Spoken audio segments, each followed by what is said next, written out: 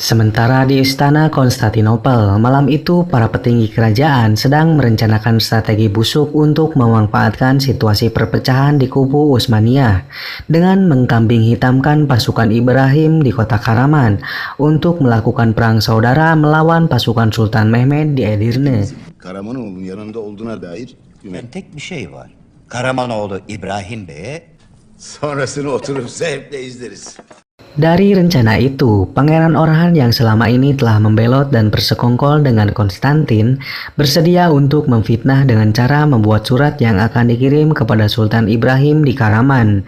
Surat itu direkayasa dengan tanda tangan Perdana Menteri Halil Pasha dan aliansi kerajaan salib lainnya, seolah-olah mendukung pasukannya untuk menghancurkan kerajaan Sultan Mehmed. Namun strategi busuk tersebut berhasil diketahui oleh seorang pelayan kerajaan yang selama ini menjadi mata-mata dan berhasil menyampaikan informasi tersebut kepada Hasan, ksatria kerajaan Sultan Mehmed itu.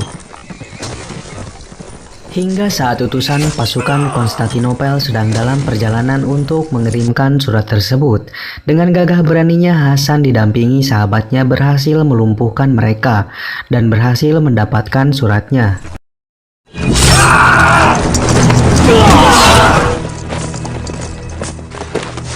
Kemudian dengan segera dia memberikan surat itu kepada Sultan Mehmed.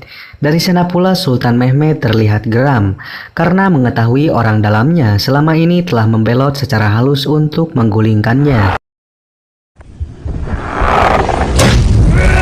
Dari kejadian itu, Ibrahim dari Karaman langsung membatalkan rencana penyerangan melawan Sultan Mehmed itu karena mereka telah mengetahui surat persekongkolan itu telah berhasil direbut oleh pihak kerajaan Sultan Mehmed. Lalu dari konflik tersebut, Sultan Ibrahim langsung mengumumkan berita untuk menyerah dan menginginkan perjanjian damai dengan Sultan Mehmed. Kemudian beliau langsung memerintahkan untuk membawa Sultan Ibrahim pengkhianat itu ke hadapannya demi memperbaiki hubungan aliansi sesama kerajaan Utsmaniyah. O deyyusu içeri gönderin. Yoksa ölümün elimden olacak. Sultan Mehmed juga memanggil Perdana Menteri Halil Pasha dan menanyakan tentang isi surat itu yang terdapat tanda tangannya, walaupun Halil Pasha tak mengakui dan telah mengetahui akan fitnah yang ditujukan padanya. Dari sana pula, Sultan Mehmed memberikan pelajaran kepada seluruh bawahannya dengan menghukum siapapun orang yang terindikasi untuk menjadi pengkhianat dalam pemerintahannya. Semua itu dia lakukan untuk menguji kesetiaan semua orang kepercayaannya. Halil Pasha saat itu tahu bahwa Sultan Mehmed marah besar. Dia telah berpasrah diri untuk dihukum mati. Malam itu pula Sultan Mehmed memanggilnya. Dengan terkejutnya, saat itu Sultan Mehmed malah meminta pendapatnya untuk memberikan masukan strategi perang dalam rencana ekspedisinya dengan tujuan untuk menginvasi Konstantinopel. Sultanımız size emretmiş paşam. Allah. Yaklaş. Beni asıl düşündüren Dari pertemuan itu, keesokan harinya Halil Pasha dipercaya untuk memimpin pembangunan benteng yang diberi nama Kastil Rumelia di Bogaskesen, yang terletak di sebuah bukit di sisi Eropa dari Selat Bosporus, dengan tujuan untuk mencegat seluruh bantuan dari Eropa yang menuju Konstantinopel. Keputusan pembangunan benteng itu begitu mendadak dan sangat mengejutkan pihak Konstantinopel. Bu arada şu topçu Mora'ya kardeşlerime haber verin. Burnumuzun dibine gelmiş hisar yapıyor. Karadeniz. Saat itu pula Kaisar Konstantin XI dengan segera mengirimkan surat kepada aliansinya, terlebih kepada Raja Paus untuk menanggapi apa yang telah dilakukan Sultan Mehmed. Dia juga meminta kesatria Romawi Giustiniani untuk bersedia datang ke Konstantinopel, membawa pasukannya serta membantu pertahanan. Mereka berencana membentuk tentara yang tangguh untuk menakuti dan mengurungkan niat Sultan Mehmed. Namun ketika itu Sultan Mehmed tahu bahwa aliansi mereka sedang dalam masalah. Kondisi Prancis dan Inggris saling berperang, sedangkan Jerman sedang menghadapi konflik internal, hingga kecil kemungkinan untuk mereka bisa membantu Konstantinopel. Orhan için ödediğiniz tahsisatı kestiniz. Kondisi mereka sangat tertekan dan tak ada pilihan lain kecuali penggabungan gereja agama Ortodok terhadap Katolik. Walaupun semua rakyat Konstantinopel yang beragama Kristen Ortodok saat itu sangat keberatan dan kecewa atas keputusan kaisarnya yang menjual agama demi ambisinya.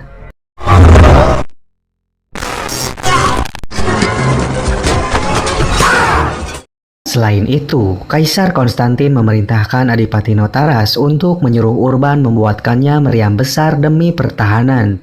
Namun Urban menolak dan dia diancam untuk dibunuh. Walaupun saat misi pembunuhan ilmuwan itu, mereka berhasil diselamatkan oleh Hasan.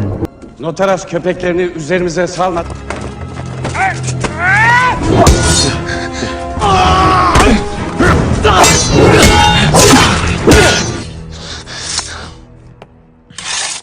Dan sebagai tanda jasa, Urban dan anaknya Era berpaling mendukung pasukan Utsmaniyah dan bersedia memenuhi permintaan Sultan Mehmed untuk membuat meriam raksasa yang belum pernah ada sepanjang Top sejarah. dökmekte babam kadar ustayımdır. Sultanımızın gayesine hizmet Sultan etmek. Mehmed terus mengupayakan persiapan perangnya. Beliau menyuruh Hasan untuk terus mengawal pembuatan meriam raksasa oleh ilmuwan itu.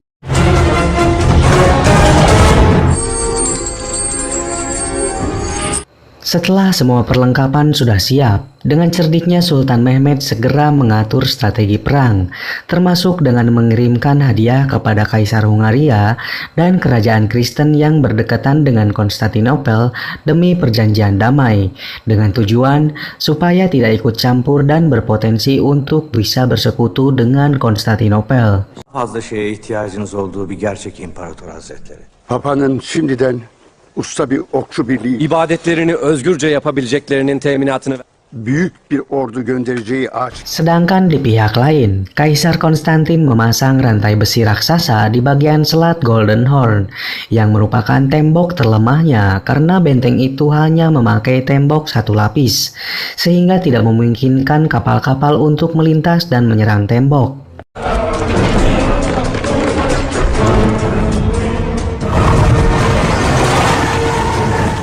Sebelum berangkat ke medan perang, Sultan Mehmed menulis surat dan meminta restu pada istri dan anaknya demi impian dan janji meneruskan cita-cita leluhurnya.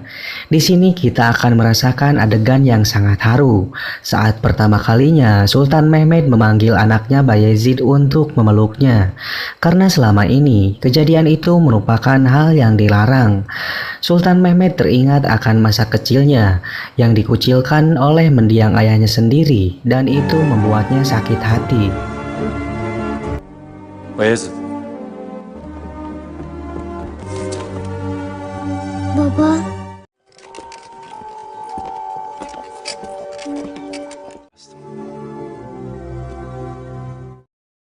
Dan rencana invasi pun telah matang.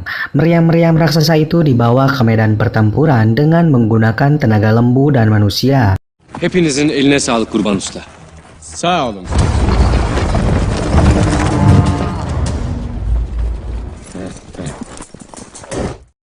Pengepungan pertama yang dilakukan oleh Sultan Mehmed yaitu pada hari Jumat 6 April 1453 Masehi dengan membawa 250.000 prajurit.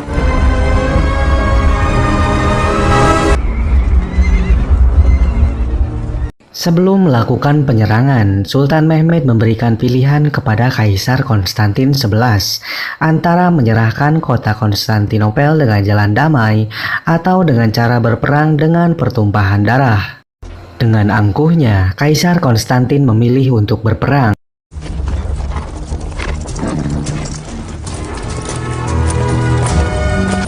Selamünaleyküm. Galos Andomosik.